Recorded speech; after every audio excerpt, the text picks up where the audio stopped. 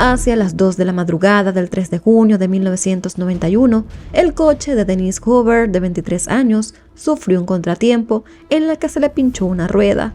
La joven regresaba a casa tras acudir a un concierto con unos compañeros de trabajo, y a lo lejos, John observaba la escena. El depredador llevaba varias horas buscando una posible víctima. Cuando vio a Denise, se acercó con su coche, se ofreció a arreglar el pinchazo, pero cuando la tuvo cerca sacó un martillo y la golpeó en la cabeza. Si quieres saber qué pasó después, quédate a conocer los detalles. Bienvenidos una vez más a nuestro canal. El día de hoy les compartiré una nueva historia, un nuevo caso. Pero antes de comenzar con los detalles, quiero dar un agradecimiento especial a cada una de las personas que se han estado uniendo a los miembros del canal. Son estos nombres que están apareciendo acá en pantalla. También te invito a suscribirte a este canal si todavía no lo has hecho. De esa manera, cada vez que yo suba un nuevo video, YouTube te estará avisando y no te vas a perder de nada. Serás uno de los primeros en poder verlo. Ahora sí, sin alargar mucha esta introducción, comencemos rápidamente con los detalles de esta nueva historia.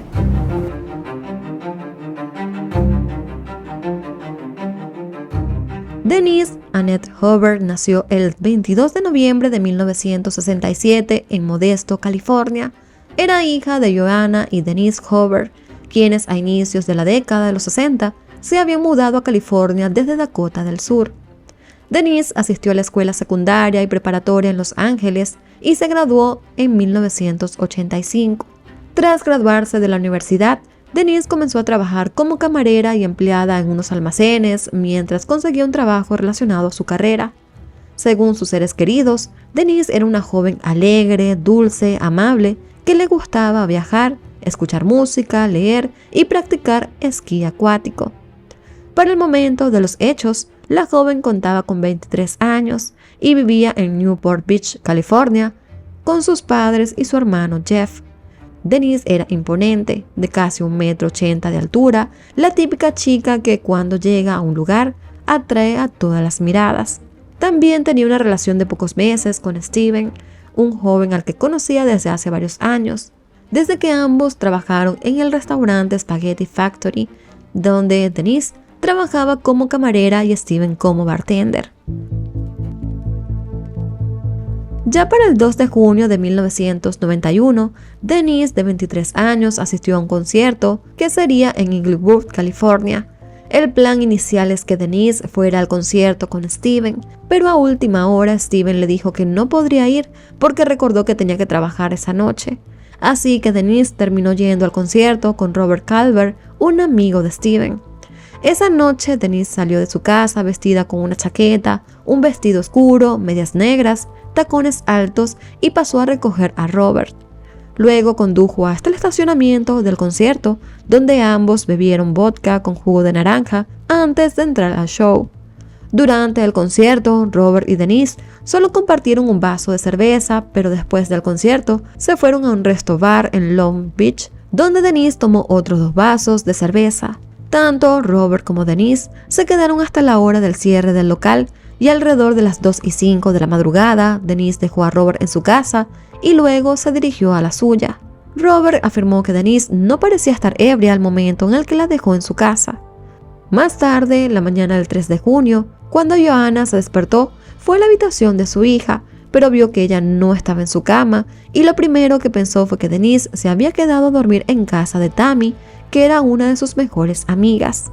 Pasadas las horas, Joanna comenzó a preocuparse porque notaba que Denise no regresaba a casa, pero tampoco se había comunicado con ella.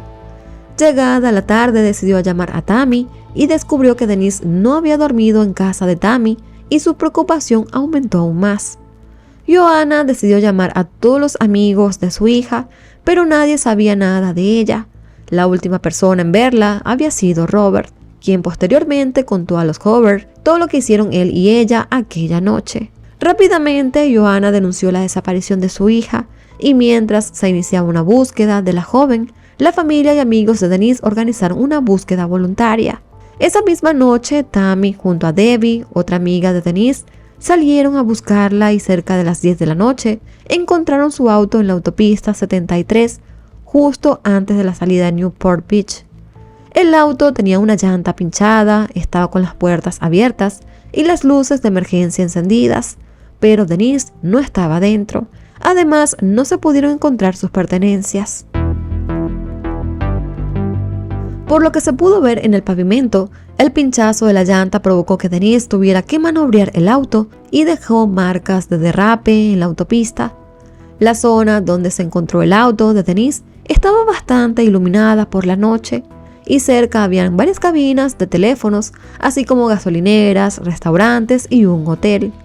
Durante las siguientes semanas, la policía buscó pistas y utilizaron todos los medios físicos y humanos posibles para poder encontrarla. Usaron helicópteros, perros adiestrados, se contó con la participación de cientos de agentes y muchos voluntarios, pero nada dio frutos. Parecía que Denise se la había tragado la tierra. A partir de entonces, el caso de la joven quedó completamente estancado, a pesar de todos los esfuerzos que se habían realizado. Cada pista que la policía seguía los llevaba a un callejón sin salida. Pero 3 años después, llegaría una pista que les daría un giro completamente al caso de Denise.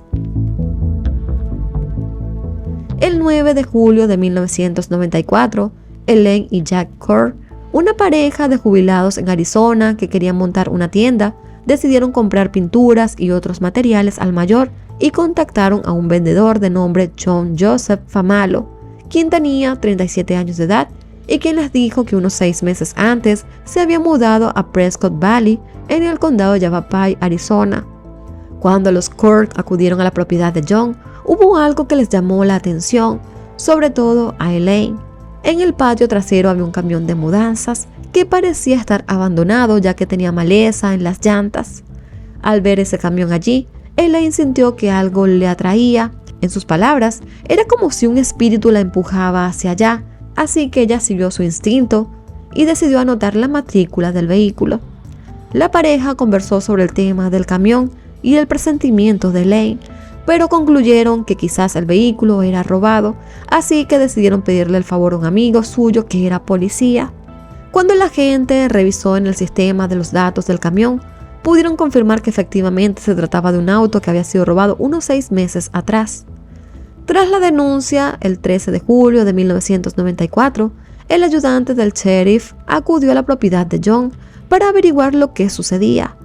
Cuando el oficial llegó, John no se encontraba en el lugar, así que mientras esperaban que regresara, decidieron dar un vistazo alrededor y descubrieron que habían productos químicos fuera del camión y un cable eléctrico que salía de la parte trasera. Para el oficial, todo esto podría indicar que se trataba de un laboratorio móvil de drogas, así que decidió alertar a los agentes de narcóticos, quienes acudieron al lugar para registrar el camión, el cual estaba cerrado con llave. Una vez que abrieron el camión, entre otras cosas, encontraron un congelador que también estaba cerrado con un candado. Este estaba sellado también con cinta adhesiva. Pensando que se trataba de droga almacenada, los agentes abrieron el congelador, pero nada los había preparado para lo que hallarían en ese lugar. Dentro del congelador había un cuerpo que a su vez estaba dentro de varias bolsas de plástico. El cuerpo parecía ser de una mujer joven. Estaba desnudo, con la cabeza inclinada, las rodillas dobladas y las manos esposadas detrás de la espalda. Tenía un paño metido en su boca, la cual además estaba cerrada con cinta adhesiva. Mientras los oficiales hacían este horrible hallazgo, John Famalo llegó a su propiedad en su auto, pero lo que desconcertó a los investigadores fue que él se veía demasiado tranquilo. Inmediatamente, John fue llevado a la comisaría para ser interrogado. En un inicio se mostró muy colaborador con los oficiales, pero cuando comenzaron a preguntarle sobre lo que encontraron en el congelador, el hombre simplemente respondió: "No tengo más nada que decir", y pidió un abogado, dando por terminado el interrogatorio. Un día después, el 14 de julio, allanaron la casa de John y encontraron montones de libros, periódicos, facturas de hace décadas. Entre los periódicos encontrados en la casa, habían varios cortes de titulares donde reseñaban la desaparición de Denise. También había cintas de videos realizadas por John, donde grababa un segmento de un programa de televisión donde presentaban el caso de la desaparición de Denise.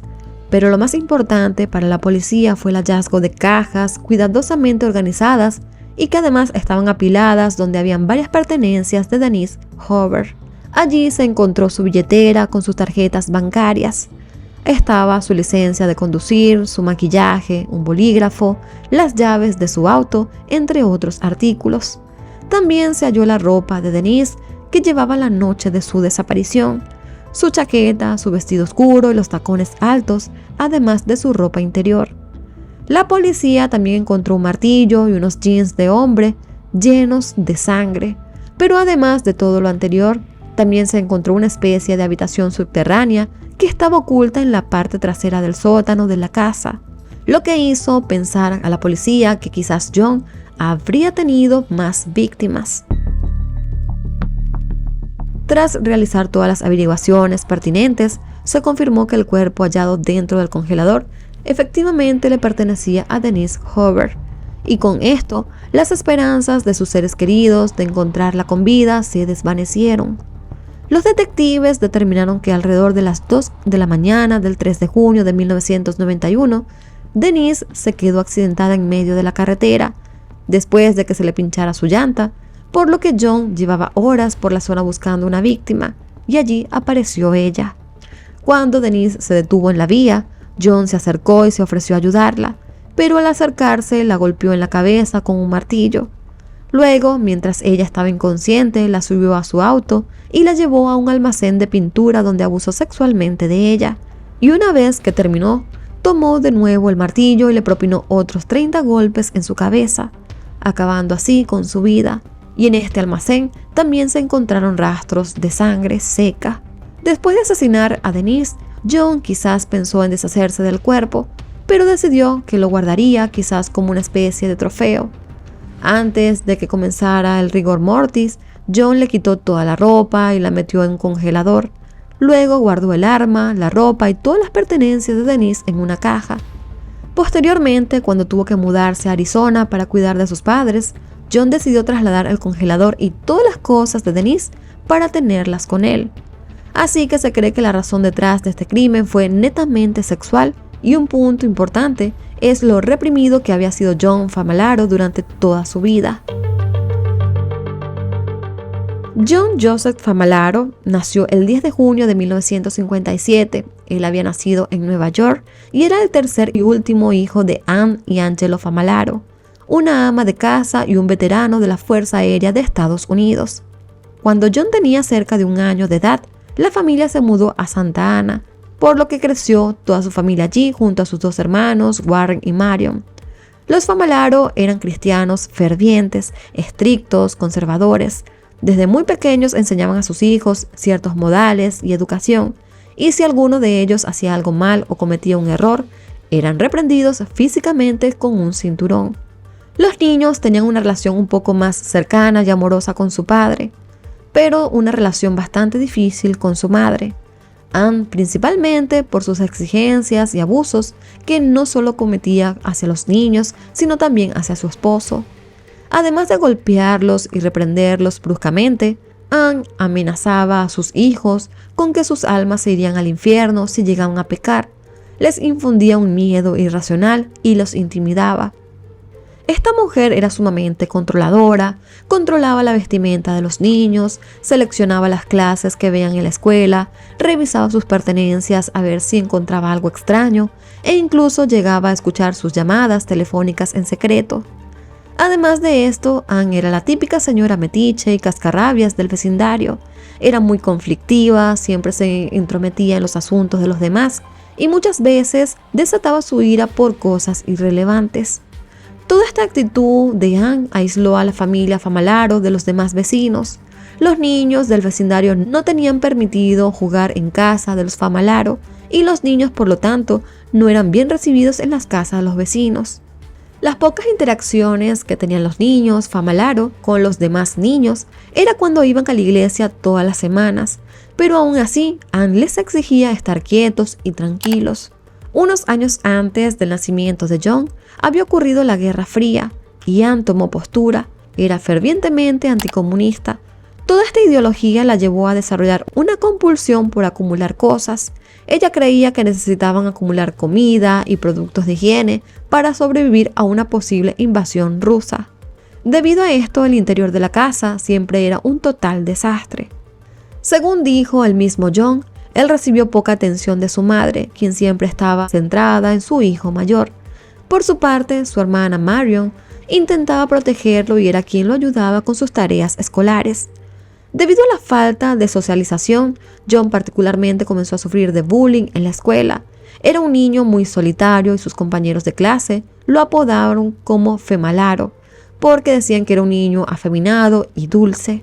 A medida que los niños fueron creciendo, había más confrontaciones porque comenzaron a cuestionar las actitudes de su madre, pero al final todos siguieron el ejemplo de Angelo y cedían ante las exigencias de Anne para evitar que ocurrieran más confrontaciones. Anne bañaba a sus hijos hasta que fueron preadolescentes y entonces comenzó a reprimirlos sexualmente porque si hacían algo irían al infierno. Cuando los niños fueron adolescentes, Anne se obsesionó con que no tuvieran ningún acercamiento con el tema sexual. Les prohibió asistir a clases de educación sexual y que vieran cualquier cosa en la televisión que insinuara algo sexual, aunque solo fuera un beso. Para asegurarse que sus hijos no se masturbaran por las noches, Anne entraba a sus habitaciones sin avisar y cuando constataba que todo estaba bien, se iba. Tampoco les permitía tener citas con nadie, aunque ya eran adolescentes y estuvieran a la edad de hacerlo. Cuando John era adolescente, su madre lo envió a un seminario para formarse como sacerdote, aunque su intención no era que se convirtiera en sacerdote, sino que aprendiera algo de educación sacerdotal. Al graduarse del seminario, John inició sus estudios en una universidad católica de artes liberales y es allí como conoció a su novia Ruth. Evidentemente, durante su relación, que duró cerca de 3 años, tuvieron relaciones sexuales y Ruth quedó embarazada, pero ella tuvo un aborto espontáneo de ese primer bebé. Luego continuaron su relación y ella quedó embarazada nuevamente y John le pidió matrimonio, pero ella lo rechazó y terminó su relación. Luego de dar a luz al bebé, Ruth decidió darlo en adopción y se mudó a Texas. John no estuvo de acuerdo e intentó luchar por la custodia de su hijo, pero al final perdió la batalla judicial y también le perdió el rastro a su hijo biológico. Los hermanos de John opinaron que la relación entre Ruth y John fracasó por culpa de la misma Anne, ya que tanto Ruth como su familia temían por el comportamiento de su suegra. Por esa época, Anne comenzó una carrera en la política local, llegando a postularse para el Consejo Municipal de Santa Ana. Su campaña se basaba en estar en contra del aborto, la pornografía y de un teatro para adultos local. Sin embargo, el mismo día en que Anne anunció su postulación para el consejo, su hijo Warren fue arrestado por abuso sexual de menores. Resulta que Warren había abusado de una niña y de un niño de 10 años y de una jovencita de 17 años. Posteriormente, en el juicio, Warren fue declarado culpable y se ordenó su detención en un hospital como un delincuente sexual con trastornos mentales. Debido a este hecho, la campaña política de Anne se desvaneció y muriendo de la vergüenza por cómo había quedado su imagen pública, ella y Angelo decidieron mudarse a Prescott, Arizona.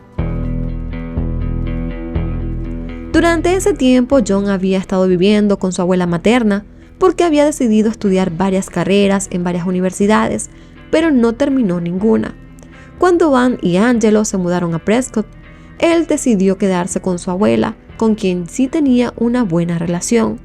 Al no terminar ninguna carrera universitaria, John comenzó el negocio de las pinturas y con el tiempo logró tener su propio negocio en un almacén de Laguna Hills. En esa época, John se volvió más sociable, tuvo varias novias y en general parecía estar bien, parecía una persona normal. La gente que lo conoció en ese entonces lo llegó a describir como un hombre inteligente, respetuoso, amable, que era divertido y educado, aunque muchos habían notado su lado reservado y a veces manipulador. John tenía cambios de humor repentinos, muchas veces se mostraba retraído y deprimido, pero supuestamente llegado a sus 30 años, comenzó a abrir más su mente con respecto al sexo, cambiando un poco esa educación religiosa profunda y castrante impartida por su madre, aunque también seguía siendo bastante religioso. Según sus allegados, John era bastante paranoico con sus cosas, él era bastante meticuloso con sus pertenencias, mantenía su habitación cerrada bajo llave y se ponía nervioso cuando había gente cerca. Al igual que su madre, comenzó a acumular cosas, pero en su caso eran papeles, libros y cajas, que fue parte de lo que la policía encontró cuando allanaron su casa. Para el 27 de mayo de 1991, una semana antes de cometer el asesinato de Denise, John llamó a una línea de ayuda para personas con problemas de depresión y con pensamientos de querer quitarse la vida. Según los registros, la llamada duró alrededor de 42 minutos. Más de un año después del asesinato de Denise Hoover, durante el verano de 1992, John se mudó a Prescott para cuidar a sus padres, quienes ya para esa época estaban viejos y enfermos. Allí continuó un negocio de pintura y siguió con su vida como si nada hubiese pasado, mientras mantenía el cuerpo de Denise Hoover en el congelador. John Famularo fue acusado de asesinato en primer grado por el asesinato de Denise. Las autoridades no encontraron evidencia de que John tuviera alguna otra víctima. Por otra parte, las autoridades no encontraron evidencia de que John tuviera alguna otra víctima. Una vez que se inició el juicio en contra de John, este comenzó específicamente el 7 de abril de 1997 en California, aunque la investigación se dio en conjunto con las autoridades de Arizona. Uno de los testimonios fue de una doctora forense del condado de Maricopa en Phoenix, quien realizó el examen forense del cuerpo de Denise. La doctora señaló que el cráneo de la joven estaba destrozado, tenía muchas fracturas y laceraciones evidentemente provocadas por el martillo. Aunque no pudo determinar con exactitud cuántos golpes recibió Denise, pudo contar que al menos fueron 31 y aseveró que estos golpes fueron la causa de su muerte. La doctora también dijo no haber encontrado heridas defensivas, por lo que es bastante probable que Denise no pudo luchar para salvarse. Debido a que el cuerpo fue congelado y descongelado, hubo mucha evidencia que no pudo ser recuperada, y esto dio a pie a un extenso debate sobre si Denise fue abusada sexualmente. No obstante, tras largas indagaciones y opiniones de varios expertos, se determinó que en efecto Denise sí había sido abusada sexualmente antes de morir.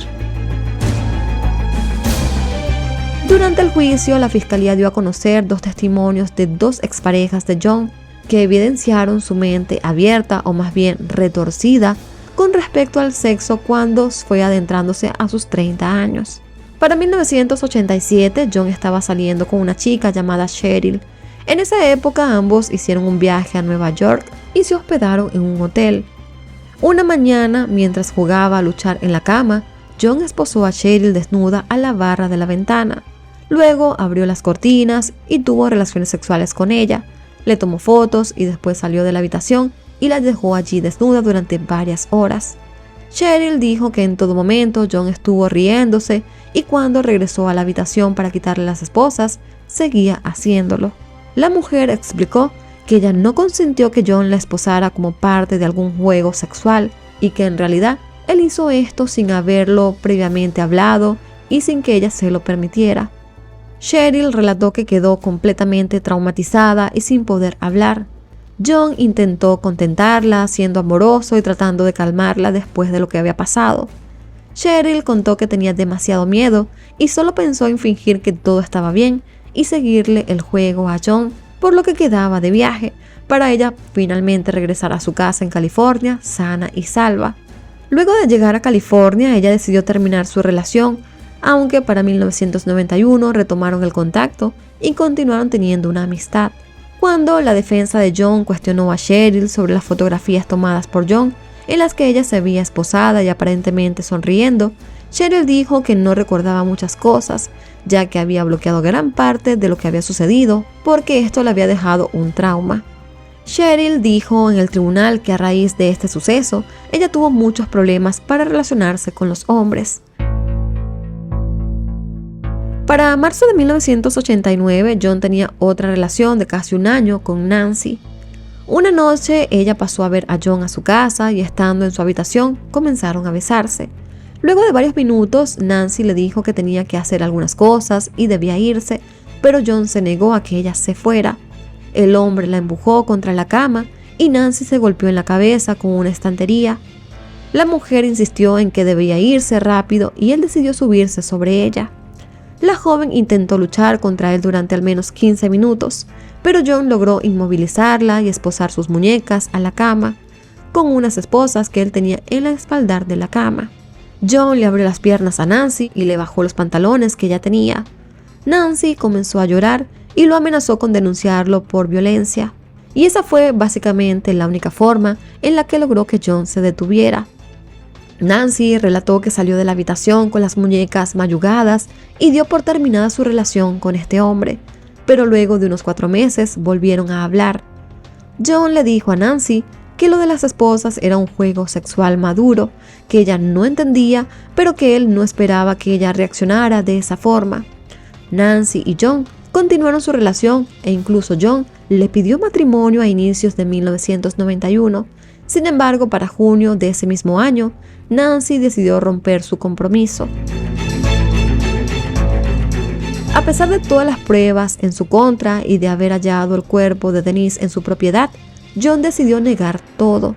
Su defensa llamó a más de 20 testigos, entre ellos a Ann Famularo y los hermanos de John, Warren y Marion. También llamaron a algunos ex compañeros de la escuela, vecinos y ex compañeros de trabajo y amigos, todo con la intención de proporcionar una descripción detallada de la infancia y de la vida adulta de John Famularo, que fue básicamente lo que les conté al inicio de lo que fue su biografía. Pero aunque la defensa intentó que tuvieran algo de compasión por él, por todo lo que había vivido en su vida, al final el jurado lo declaró culpable de asesinato en primer grado.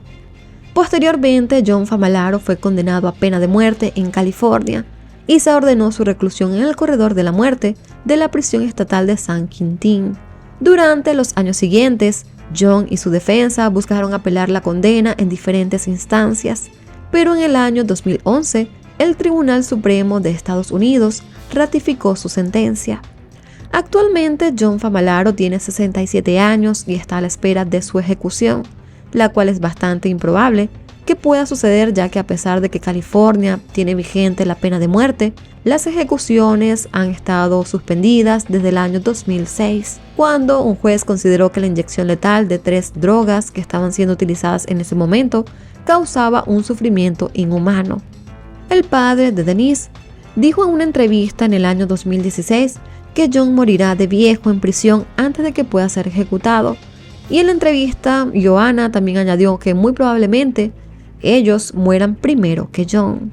Los padres de Denise dijeron que la muerte de su hija era una herida que nunca sana, aunque con el tiempo aprendieron a lidiar con todo eso. Afirmaron que aún extrañan mucho a su hija y que pensaban en ella todos los días. Actualmente, Joanna tiene 81 años y Denise, el padre, tiene 85. Ambos viven su vejez en una casa a orillas del río Missouri en Dakota del Sur. Y los últimos 33 años de su vida han vivido con un nudo en la garganta, pensando en lo que podría haber sido Denise, una mujer con muchas metas y sueños que nunca logró cumplir. Y bueno amigos, hemos llegado al final de esta lamentable historia. Me gustaría saber la opinión de ustedes con relación a todo lo que les acabo de contar. Ahora en pantalla van a estar apareciendo mis redes sociales por si desean seguirme, estar en un mayor contacto conmigo y también poder disfrutar de otro tipo de contenido que brindo en mi Instagram. Y también nuevamente los invito a suscribirse a este canal, a activar la campana de notificación y de una forma de ayudar al contenido que estamos realizando es dando un me gusta al trabajo realizado. También dejando un comentario y compartiendo estos videos con cada uno de sus amigos. Ahora sí, yo me despido y nos vemos hasta un próximo video. Bye bye.